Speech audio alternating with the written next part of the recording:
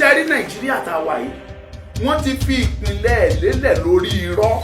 Yorùbá orílẹ̀-èdè kan ni wá, a kì í ṣe ara Nàìjíríà, òyìnbó ló fi tipátipá so wá papọ̀, àwa dẹ̀ kì í ṣe tán sí i, lílọ ló máa ń kẹ́yìn bọ̀ yìí, á lọ náà ni. Ìran Yorùbá à ń jẹ ìyà bí ẹni jẹṣu ni, à ń jẹ, ṣùgbọ́n a ti wá sọ pé àti yóò àjẹmọ́. Bàbá Àkàndé ó ṣeéṣe kán rí fídíò yìí wò, wọ́n ń sọ́mù tún sọ wípé bàbá ti jẹ ayé àwa ọmọ wọn ti jẹ máyé.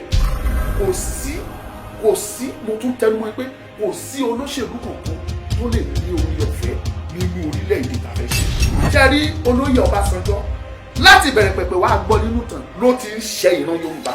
Aṣíwájú Bọ́lá Ahmed Tinubu kí ló tí ì jẹ tóun rò pé kí tóun jẹ yẹn tó fẹ́ gbàgbé ibi tó ti ń bọ̀.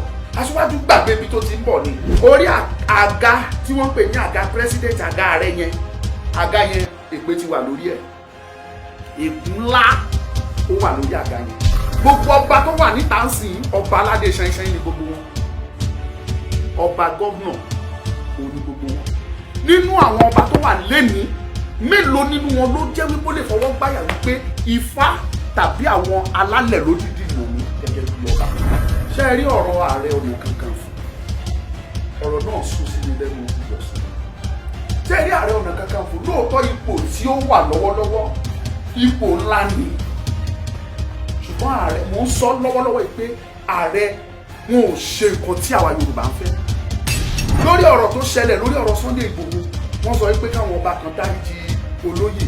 Èmi ò rẹ́ṣẹ̀ tó lóye ṣẹ̀ tó bá ń dáríjì olóyè, ṣé olóyè ṣe ọba ni àbóṣe Nàìjíríà? So ààrẹ kò yẹ kí ìyẹn jẹ jáde rárá.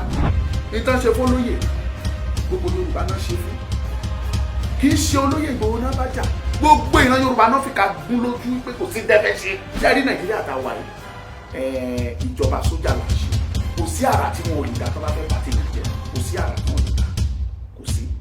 Ṣé rí gbogbo àrà tí wọ́n dá yẹn àwọn dá tí wọ́n ní, oró àkọ́dá ni kò dàbí oró àdágbé. Olúwo gọ̀ ni, Olúwo gọ̀ ni.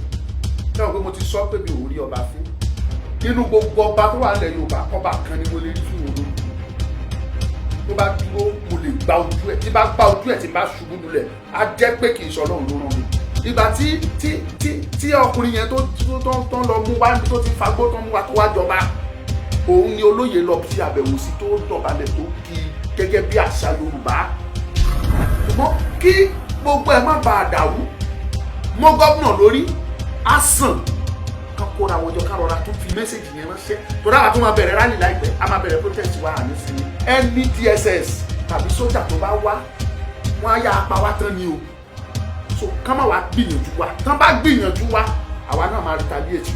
Olóyè tèmi mọ̀, olóyè Sunday Igboho Adéyẹmọ Igboho Òòṣà tèmi mọ̀ kò lè jáwọ́ nínú ọ̀rọ̀ Yorùbá nation. Olóyè Sunday Igboho tó bá tẹ̀ wá fẹ́ jáwọ́ kó wọn ṣe Yorùbá nation mọ́, kì í ṣe Olúwo ló fẹ́ lọ bá pé Olúwo lọ bá mi bẹ̀ l'Àbújá.